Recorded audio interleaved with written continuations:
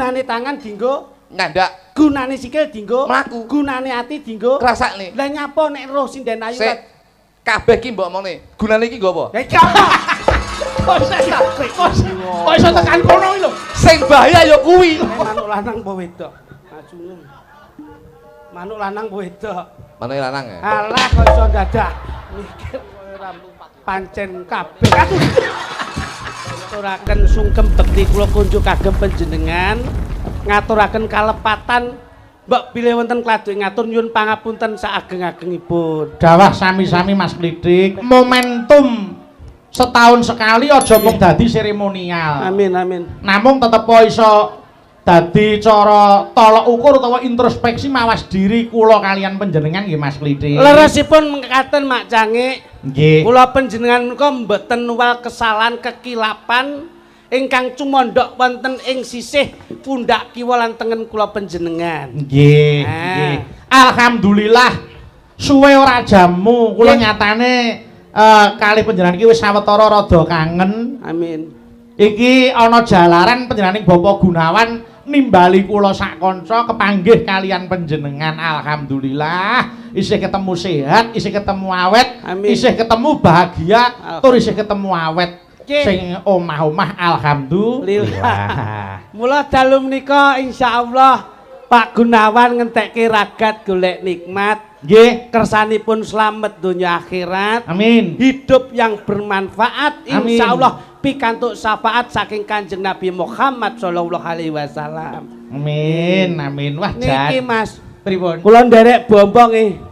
Udah kawis wonten kawan tahun kula nggih suwan mriki. Oh, nggih ta. Nggih. Ning bedanipun sampun maju pesat. Kok maju pesat bab nggih napa? Masyarakatipun Nggih. sedaya gumolong nyawiji, guyub rukun, anggenipun nandur silaturahmi. Nggih. Wondene ragi mlebet pun benten kalih ingkang Petang tahun kepungkur. Nggih, nggih, nggih. Nggih. Kula mlebet mriki nggih kaya priyen nika nggih mboten beda.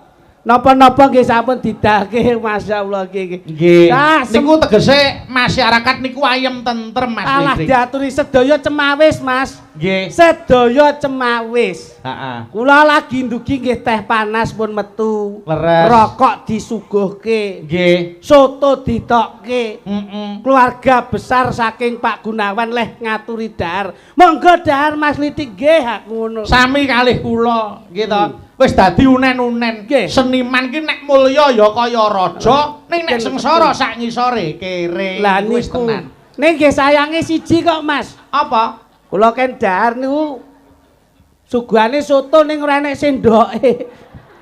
Terus kon nyosor napa kok? Oh, sampean iki ya kurang ah. Boten, maksudipun tasih dipun pendhetaken. Oh, nggih. Nggih alhamdulillah keluarga Pak Gunawan menika grapyak semanak, Mas. Nggih. Nyatanipun terbukti saking katahe keluarga besar ngomah ora cukup ngemper kebak Nggih. nganti dhuwur wuwung barang dibeki ngono kae. Nek ra keluarga besar enek kae. Mang delok sing mirsani ning dhuwur lowongan kae lho, Mas. Diaturi kaya wong arepe budal ning Malaysia kae. Delok awake dhewe kaya delok boyo. Diaturi kok. Mula niki dalu sowan piyayi wonten ing tlatah Ngaringan Gandusari. Insyaallah sedaya cinatet ngamal jariyahipun Mas. Amin. Mboten namung rawuh, namung mirsani ringgit mboten nanging derek-derek dono driyah donga dipun tujuaken dening keluarga ageng Bapak Gunawan.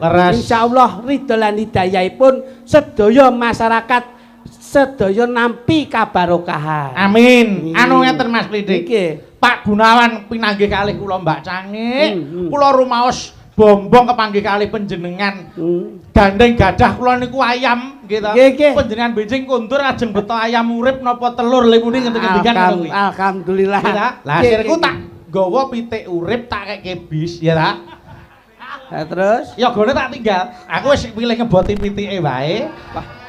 Iki panjang iki tak kek kene ya ta. Jenengan ngoten niku ya ora. Iya ngopeni pitik iso bati. Nek ngopeni kancane mburi kuwi wah apane Alfian iki. Wong saking pintere Pak Gunawan ngingu pitik iki lho. Pripun? Endoke nganti separo oleh nyuguhi iki mau. Lah pripun ta kaya endoke ora utuh mek separo tok iki.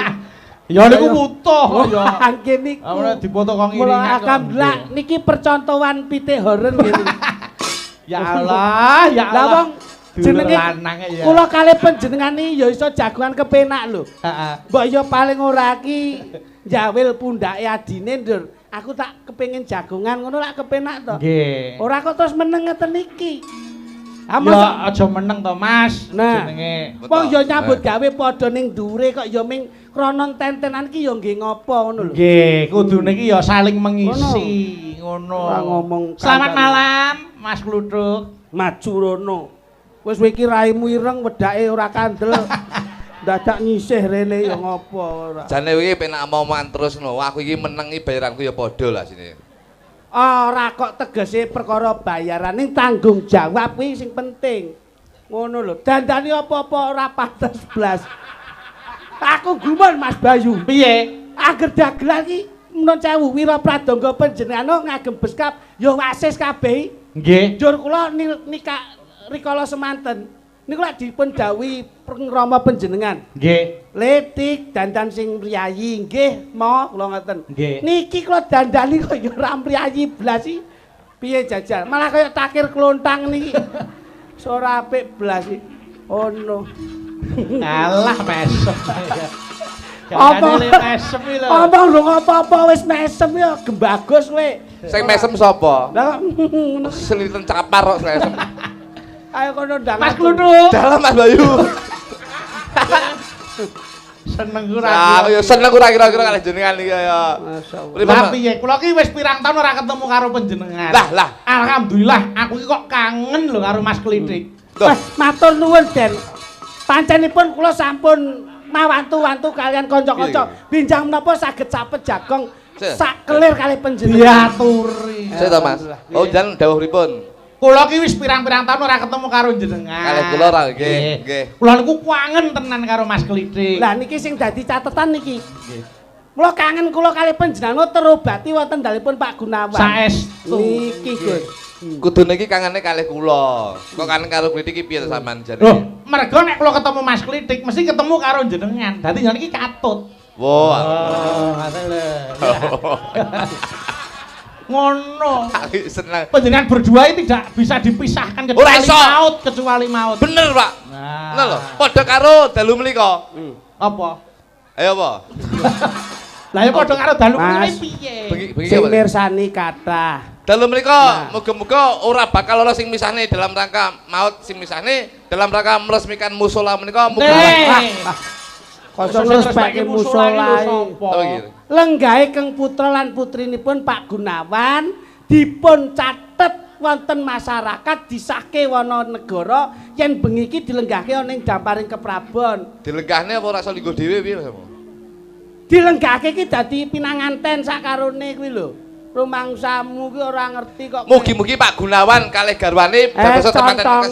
Contonge. Nyapa Pak Gunawan ki lho? Putrane ki lho. Sing didongani iki sing sepuh. Lho. Kok ngono? Lho nggih no.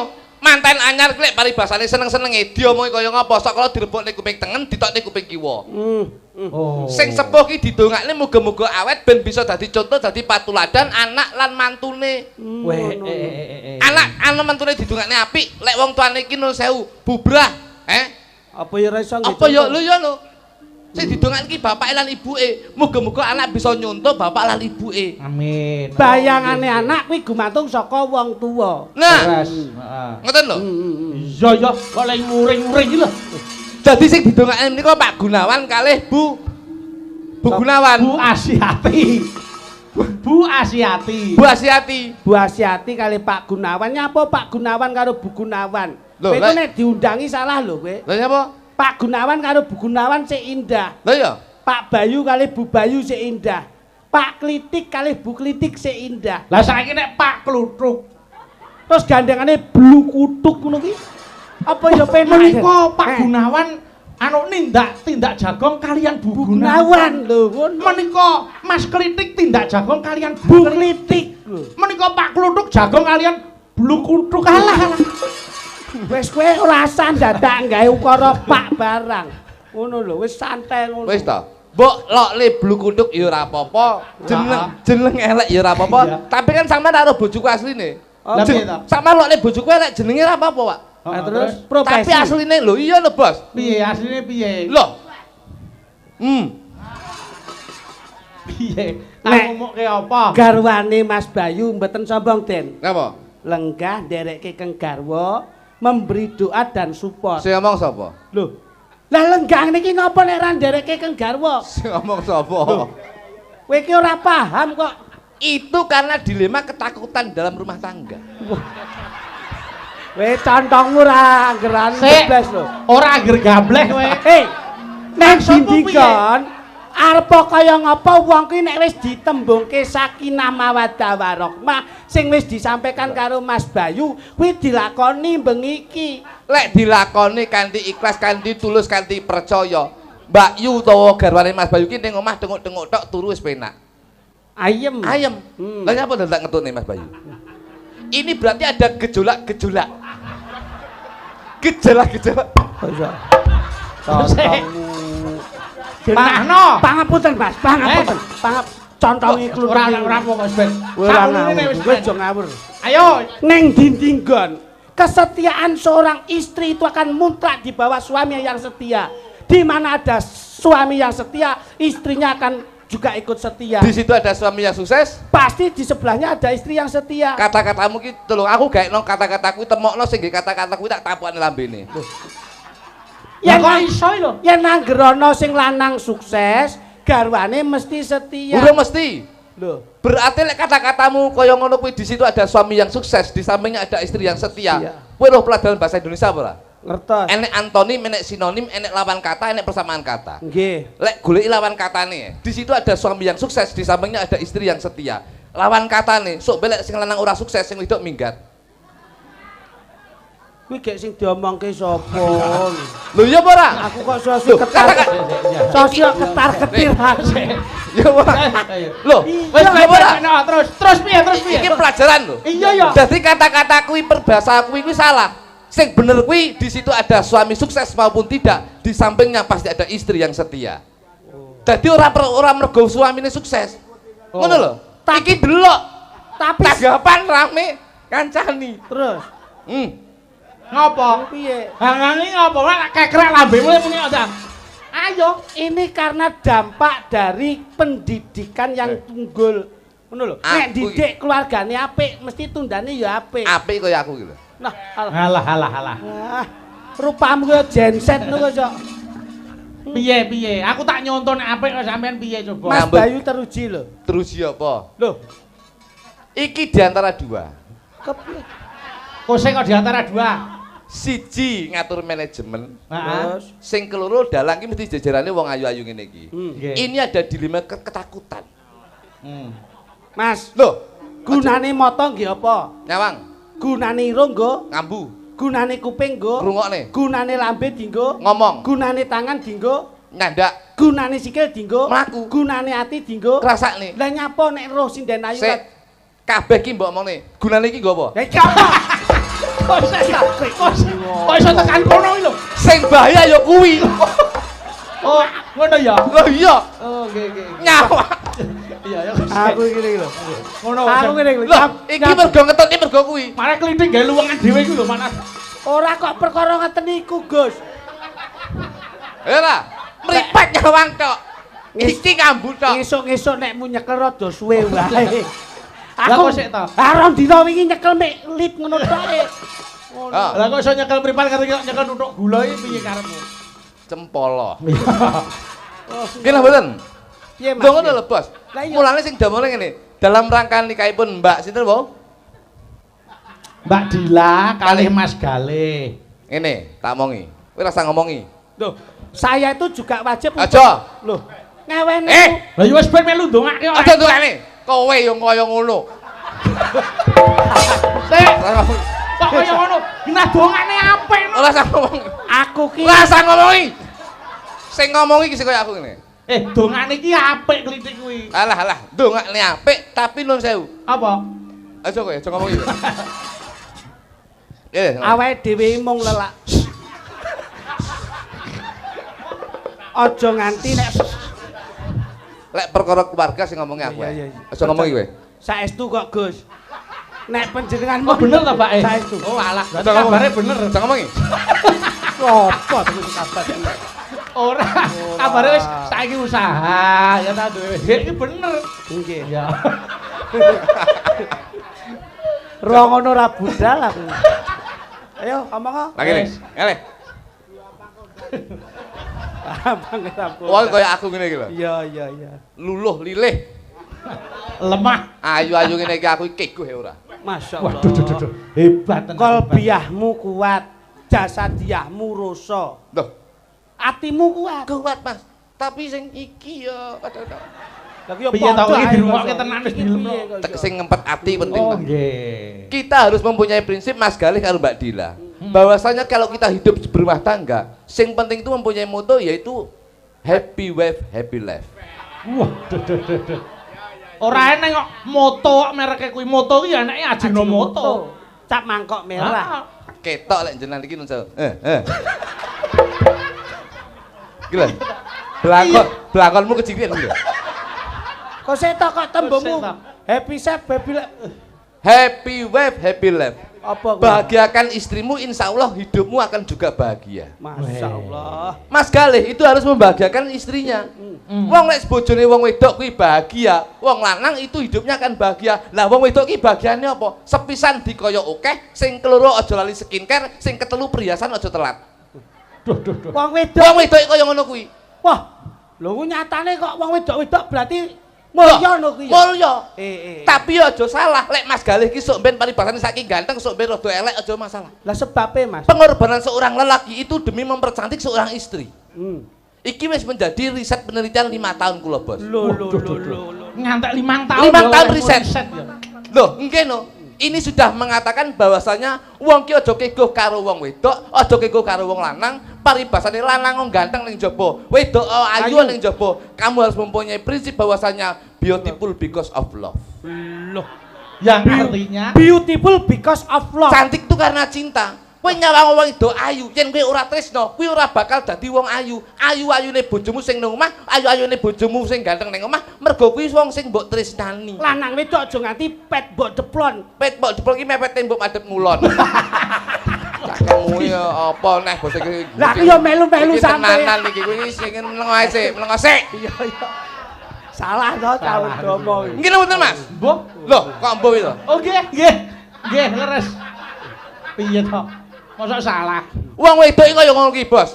Rumah tangga iki kudu dijaga. Kula niku bojo kula nun sewu. Kula niku rumah tangga nggih 15 tahun. Kok geger ora? Kok aku ngarep seneng karo wong wedok ya ora? Ki lho Mbak Dila karo Mas Galih. Padahal nyambut nyonto kuwi. Padahal nyambut dewe karo wong wedok-wedok lho, Bos. Wong ayu-ayu lho. Heeh. Sebabnya kok nganti ora iso keguh ki ngopo sebabe Mas? Aku wedi kok. Lho. Lah kok aku anu Wedine iki omongno sik ora. bojoku go wedi ya. Kemesraan tuh tidak harus ditunjukkan di masyarakat. Tapi bojoku gede mbiyen karena cinta saya terhadap istri. Iya. Akhirnya saya kembalikan mempercantik seorang istri, Bos. Kaya garwane Mas Bayu. Iya no. Mas Bayu ki mbiyen lemu. Mas Bayu ki mbiyen lemu. Sing Mas Bayu sing ndi? Garwane Mas Bayu. Tapi begitu Mas Bayu tanggapan rame, akhirnya garwane di apa jenenge ditukani obat diet, akhirnya ya langsing kok saiki. Masyaallah. Aku nyontoh Mas Bayu, Nggih. aku telepon to, Nggih. telepon Mbak Yu to. Iya. Yu, obatnya apa Yu? Ben bojoku rada kuru. Akhirnya diwehi resep tuku ning apotek iki obate. Aku tuku obat, alhamdulillah resepnya mandi, saiki bojoku mbiyen lemu to. Nggih. Saiki cilik. Alhamdulillah. Awake cilik tapi ndase bah gede. Sik to. Lah nek awake cilik ndase gedhi lak ya kaya gayor kae. Kuwi jane wong wedok kok lele dungo. Ngawur wae. Biyen ireng, wong bojoku wong desa lho, Bos. Oh nggih, heeh. Blitar desa rada pucuk ngeni Pak bojoku iki. Oh nggih. Ngeni wonge wireng. Wah layak no sikile mlumpuk kabeh. Masamu mentok ngono. Oh, Cangkemmu lek ora kok apa? nglumpuk. Bayumu. Ora. Kuwi mbayumu. Aja nesu sik, aja nesu. Lah kowe driji nglumpuke wong mentok kowe to. Kosek ta. Mlumpuk ki rapi saking rampinge driji ki lho. Aja gelo. Nyatane drijine nglumpuk, bojone ora tau kepleset. Nggih. Iya ora? Nggih. Mergo tinggo ngerem kuwi pakem. Enak. Ngawur wae. Ora ngerti kok Ora resepe. ngerti kok. Kira kancane bojoku kowe. Bojoku mbiyen ireng alhamdulillah saiki putih. Aku lo tekok Mbak Yu juga. Tok putih piye lho. Akhire kula tukoni skincare, Bos. Weh, Tak tukoni skincare ki sak pasang ki siang malam ki regane 7,5 juta. weh diane ta. Wong lanang sembodo ki ya ngono kuwi. Aja kutuk kok.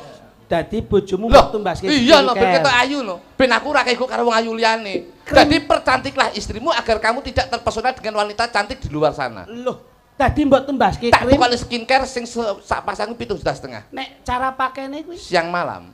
bojomu ya mudeng. Lho ora lho, bojoku njaluki instan langsung. Loh, Dadi bintang putih piye siang malam digawe bareng, Bos. Wow. Begitu seminggu proses tak delok urung elek bentuke. Iya, iya. 2 minggu tak delok ora elek prosesnya. akhirnya 3 minggu baru terlihat. Oh iya, rata ya. Nah, wis. Kulitnya belang kayak tekek, Mas. Ini. Iki malah celelekan. Iki dirungokke tenan lho. Ditimbali iki pamrih apa to? Ora et labora bekerja sambil berdoa. Ndongakne apa aku ndongakne keluargaku ora mandi ya ndongakne wong. Wong ditimbali dipirsani piyai sakmene mbane kok Kok iso pamer bojo sing kaya pamer tekek. bojo. Paling tidak itu bagaimana kita bisa melihat di dalamnya Pak Gunawan sama Ibu. Ada usus. Kok sik ta. Di dalamnya ku maksudnya iki lingkungan keluargane kuwi Nah, lho. internalnya itu seperti apa? Delok jerone omah iki eneng Ngono lho. apa ngono. Ya mie, gula gombal. Mama lah mambu telek pitik, mburi telek pitik aku. Beliau itu pengusaha. Ora mung nggon ayam tok. Lah. Nek awakmu ngerti nggon tata krama, subosito sopan santun, nggon usaha wae iso didagekke bekal untuk doa mempelai berdua kok. Iso. Kene ora mbok goleki. Iso kowe. Nggon pitik kae. Pitik. Camu barang iso mbok goleki. Iso. Ayo kene nggon ndas e. Ndas. Ndas. Ndas. Pitik kae nggon ndas e sik. Ndas ki kepala. Heeh. Kepala ki saka tembung ke ki kepala rumah tangga, Mas Galih menjadi kepala rumah tangga Nah. kudu bisa ngayomi, melindungi dan paribasane nyukupi apa sing dadi kebutuhane keluarga. Karepku ya ngono kuwi lho. Dadi wong contoh perkara pitik Lho, sawak nggih. iso dienggo Saged. sangu wong omah-omah. Nggih. Kuwi mau kepala. Nggih. Papa ki paringono panjang lusuh, paringono awet anggone rumah tangga. Nah ngene iki lho, ngene iki. Laki lancar, muga-muga pinaringan lancar rezekine wong tuane, ya lancar anak lan mantune. Ya ngene iki lho. Katresnane iki Iki. ya kudu diketokke. Lho, nggih. Kuwi adine bangga. Nggih. Aku seneng. Aku iki kepala. Kepala. Bukan meneh nggon kepala ana gulu. Gulu menika saka tembung gugunen. Nah. Gugunen dawe wong tuwa. Wong tuwa ki lek ngomongi anak mesti bener. Mergo wong tuwa ki ora nek nyengsarane anak, intine wong tuwa ki bakal nyenengne anak. Wong tuwa iso nyenengne anak, ning ngurung mesti anak iso nyenengne wong tuwa. Wong tuwa iso ngopeni anak 5. Ning ngurung mesti anak 5 iso ngopeni wong tuwa siji. Masyaallah. Wah, Kuwi mau gu. jan ngono kuwi aku kaya marem dadi ati. Kowe marem aku. Terus? Lu. Lu ki luar biasa dalam rangka mantune putrane Pak Gunawan luar biasa nimbali wayang kulit, nimbali Mas Bayu Haji sing dadi dalange, ana Mbak Niken, ana Mbak Tatin, lan ana Mbak Sindir-sindir sakmono mbane, lan nyeluk sampean karo aku. Masyaallah.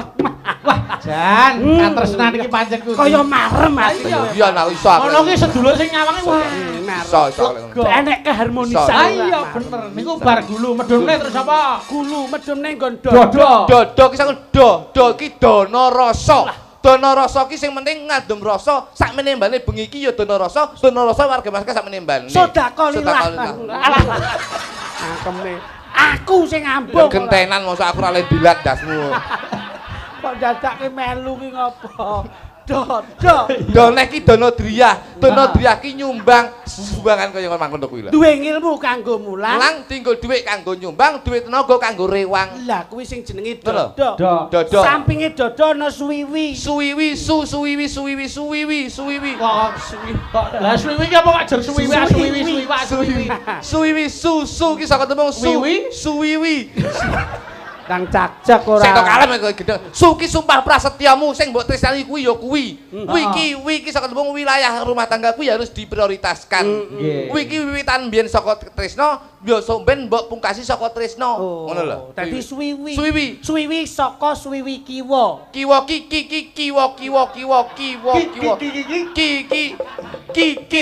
kitab suci kudu mbok waca. Alhamdulillah. Wa ki wara-wara. Kudu ngomong tangga teparuk, ngomong keluarga yen bengi iki ana pahargian. Kuwi suwiwi kiwa, suwiwi tengen. Tengen tak dongakne teman-teman wedok teng ndang meteng. Mergo sing diteni ya kuwi harapane keluarga kuwi meneruskan keturunan. Iya, muga-muga ndang duwe momongan dadi anak sing soleh lan solehah. Terus ngentut.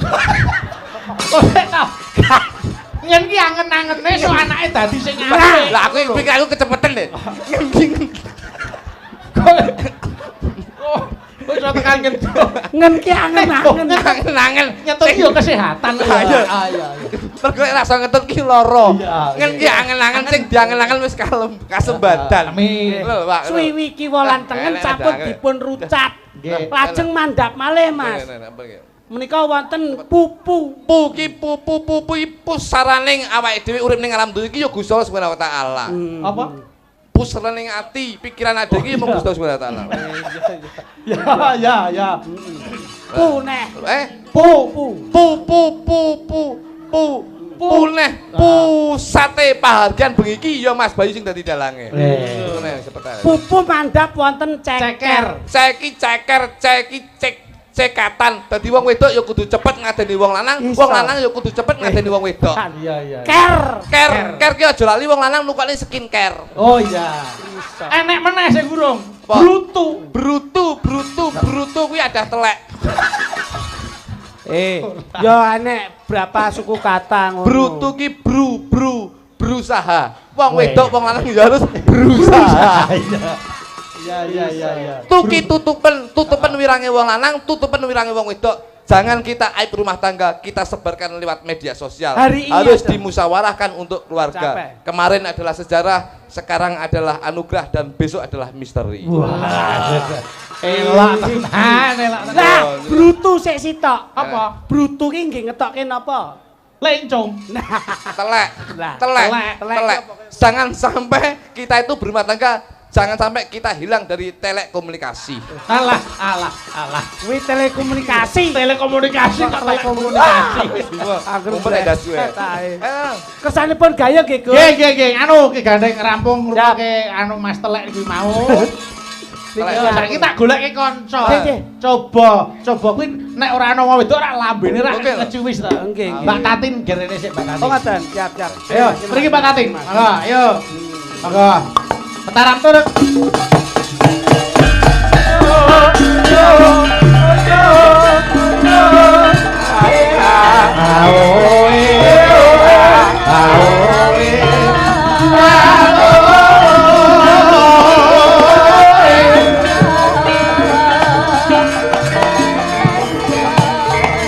Larak disampirke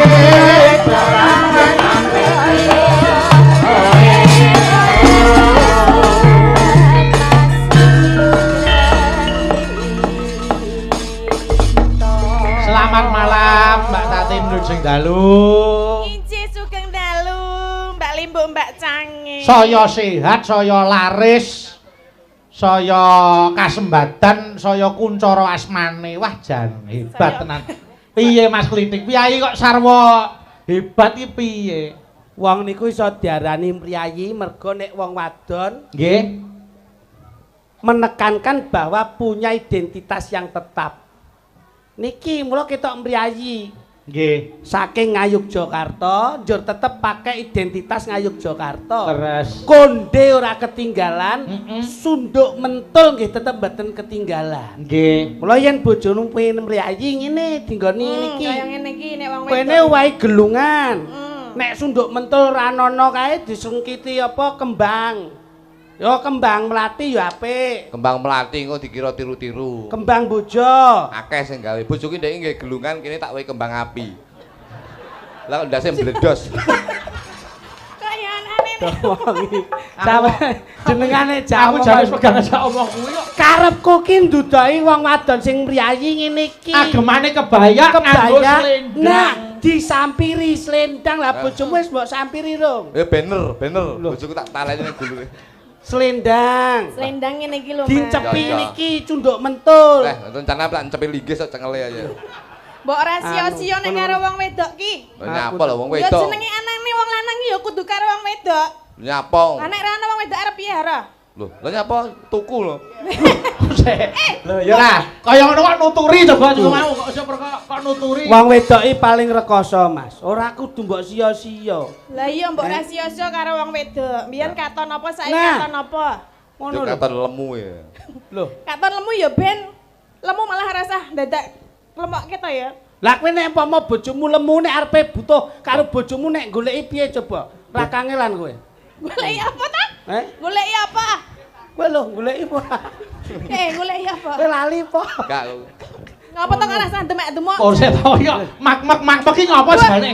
Jane ngapa ngono lho? Ora omong ning tangane kok grameh. Tanganmu iki jan kok celintisan. Kudune sing ngrambat ki mata mergo ngerti. Tangan rane matane kok ngrambat kok ndi-ndi. Kabarmu piye? Pek. Ya wis. Ngene iki lho. Ngeten lho Mas. Ngeten lak ra duwe tata krama to. Yen kepengin diajeni wong wedok ki ya wong wedok diajeni. Nyapa wong wedok diajeni barang. Lho, kepiye to yu? Lah ya kuwi kira ya iki mergane ngene lho Mas Klitik. Biyen ki arep seneng karo aku. Ning aku ora gelem. Sing ngomong sapa? Aku asline seneng karo ibumu. Selerane trayo tuwek kok iki. Oh, senengane ngono-ngono kuwi to. Tuwek, aku dek iki ora mulih ning nggon ngomahi maratuaku ya disusul iki ya. Mangsane piye kok iso? Rene iso seneng mbok. Wis rasa gagas yu. Lah iki wong demek-demok ya. Ora mulyake bojo ki ngene centelke, tukoke mas-masan. Lho, masak mole karo bojoku lho. Bojoku tak tukane Mas ya kok kene sampe kolengen ya. Lho. Mas. Iya lho. Oh lah yelok ya. Kalunge sak pelek gedine. Melaku ndek iki 3 wulane bungkuk. Wah, masyaallah. Lho. Ali-ali. Ali-ali iki ya driji 10 bek, sikil iki driji 10 bek. Nganti kentekan driji. Nganti kentekan driji iki nyilih drijine tanggane. Ampuh lho. Niku jenenge anu wong wedok sing setiti. Ane ya ora kalah tetep jek menang Mbak Tatin. Cara nyandange didelok. Nggih ta. Iso pas kaya ngono iki piye coba. Kuwi mergo skincare kuwi mau. Gah aku skincare niki kok tekek. Wis anu yo. Pancen sing taun 2017 wis ora nyetak ngene iki. Ora ana to. Kula diwet-wet bae. Kalian nglaras gending. Nggih. Sadurunge kula tak nyuwun anu Mbak Tatin. Arep ndongake apa romantene? Oh nggih, kagem. Ngopo to? Mas Galih kali Mbak Dila. Nggih, Mas Galih kalian Mbak Dila. Mugi dados keluarga ingkang sakinah mawaddah warahmah. Amin. Lagi nang ganggu apa to? Ono, ojo. Rasang rusui. Lungguh ngono, rodok-rodok. Ayo omong. Iya, Mang. Mugi dados keluarga ingkang sakinah mawaddah warahmah. Enggal cepet angsal momongan menawi putra nggih putra soleh, menawi putri nggih soleh. Amin. Kula melu seneng Mbak Tatin. Aku ya. Injih pripun? Aku ya seneng kok dibae. Apa? Kupingku bosok. Ora. Lah undungane Mbak Tatin apik kaya ngono kok ya. Ya mula gandeng iki Mbak Tatin wis lenggah ning kene, ayo ngelaras gamelan sik. Siap. Kula tak nyuwun dandang gula Sidawasih. Ya, dandang gula Sidawasih. Ning sing bawa Mas Klitik. Siap. Nggih ta? Sing bawa Mas Klitik, makili karo Mas Galih. Engko langgami Setya Tuhu Mbak Dila. Ya, pamintaku. Ya. Monggo, kaya apa? Sesuai dengan utusan jenengan lho. Ayo no. Siap. Nggih. Rene. Kowe kok menglayas kudu ambruk. Rene lho, Mbok Rene. Melu Rene. Mbok dudohke sing sehat lho. Dadi kongkon sampean nyapa to aku melu. Lah kene kok nyapa dadak kudu ambruk wae. Nyapa lho, urusanku dhewe. Kok dadak do Rene. Rene. Nyenengke. Matur nuwun lho Mas Bayu. Oh nggih no. Masyaallah. Dalang kondang duwe sampean gila nih. Apa? Sapa neh? Dalang kondang. Mosok Apa? nyambini bakul kopi lho. Kowe iki turane dek iki ngawur. Kowe iki jan dagelane mantan maling ngono kuwi. Ngerti lek regane plastik mundak kalau Aku ya ora kelingan nek bengi iki ro dek to ya. Ora kotakku tak resi isik. Lah wayange. Pamintaku Nimas Sidawasih. Suarane apik, larase tepat, nyomas iki jatah 100.000 kagem panjenengan. Alhamdulillah, barokallah. Alhamdulillah. Yo. Kaya apa to ngakoni sapa? Urung wayahe iso. Oh alah ngono ya kleru teh. Mas aku ya wis. Ayo. Iki arep nanti aku arep rene apa rono? Musuh saya Oh, dulu. musuh ini dulu ya. Kaya Kula. ngene wong nandang asmara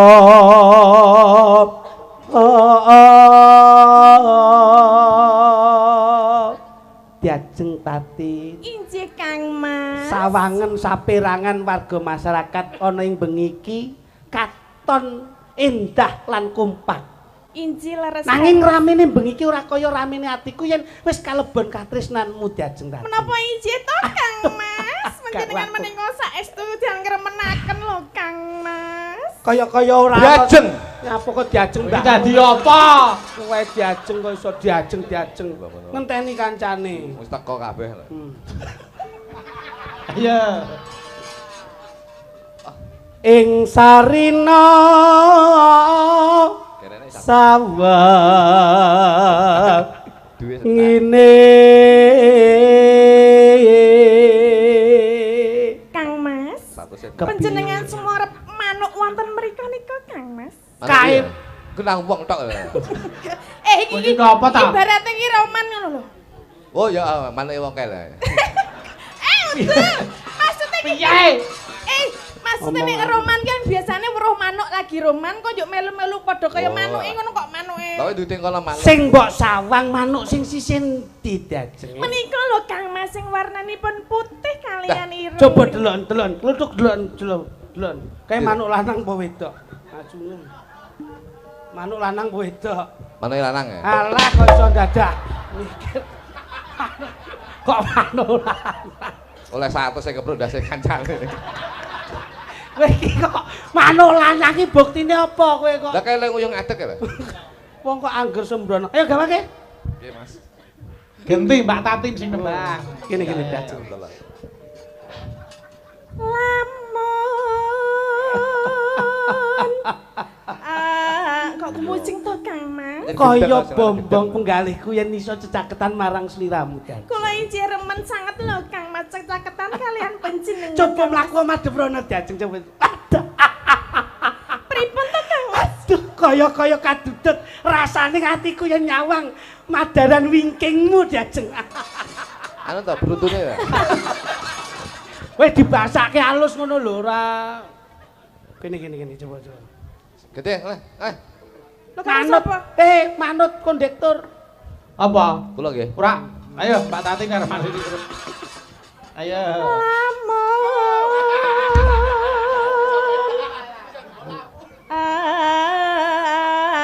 Aduh, caketing ati.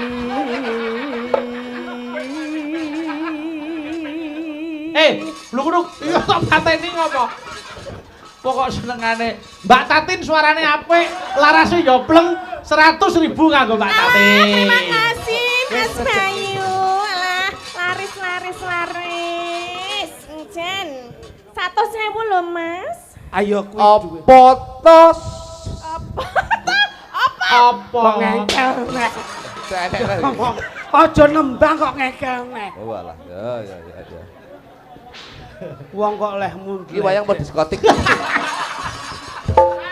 Kok sik ditutuki nek. Loh. Domeng aja dolanan lampu. Lorong. Kuwi nek pedhot goleke angel kok iso. Arane. Wong kowe ora pancen kabeh.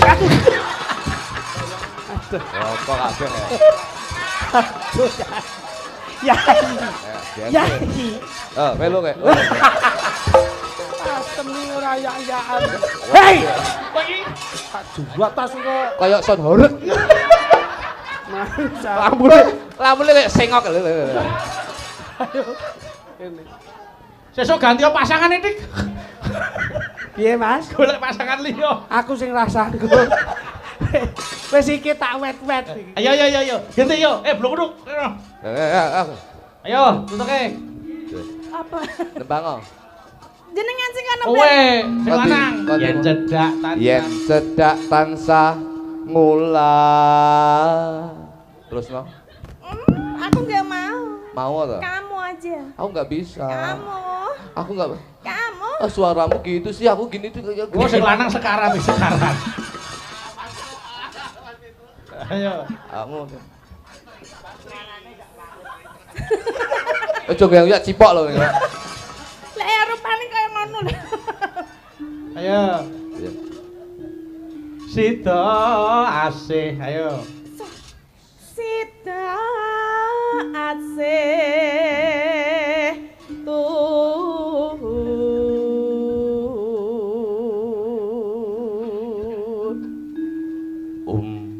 pindah. Apa kamu? Apa goleki ume? Kelingan Umi ya. Terus gitu. Rasang gagas. Gak melu aku. Pindah. Aja rene to Mas, ayo. Wong wis kebacot kok ya dadi ra sida wurung. Pindo mimi lan mie goreng. Amin tuna. Mintuna. Ayo. Kang Mas bareng ana tepi wajib.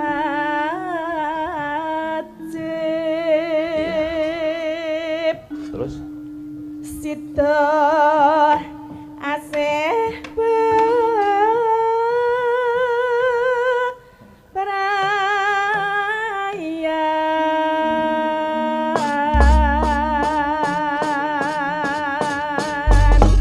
Yo, sak langgame Mbak Tatin, monggo diaturke Setia Tuhu.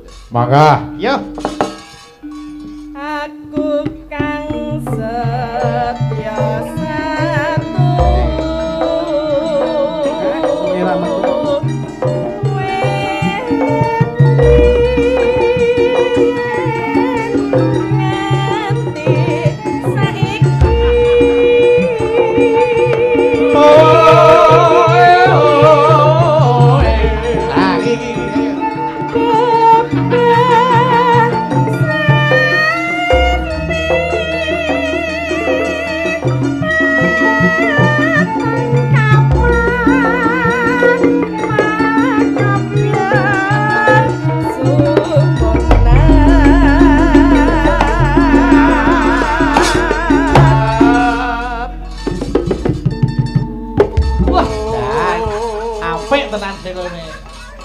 Iki dadi apa to?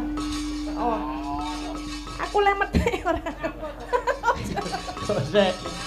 Coba. Coba ganti petik, Mbak. Tati cek delok suarane dites coba Mbak Tatin. Ayo. Coba. Sing endi? Kabele apa apane? Dhuwur ngisor apa tengah? Endi Mas? Ayo. Anu sing kringe tengah sing kringe. Aku guru tembung ini iki lho iso nakal nih. Coba dites coba. Ayo Mbak Tati coba. Aduh coba kayak ngapa setrane. Ayo. Wah. Oh muni lho Mas, ternyata. Oh kurang kenceng isih. Diuntir. Diuntir. Coba petik nih dipet. Ya. Ya, lanjut Mbak Tatin tembange. Andika pengayomanku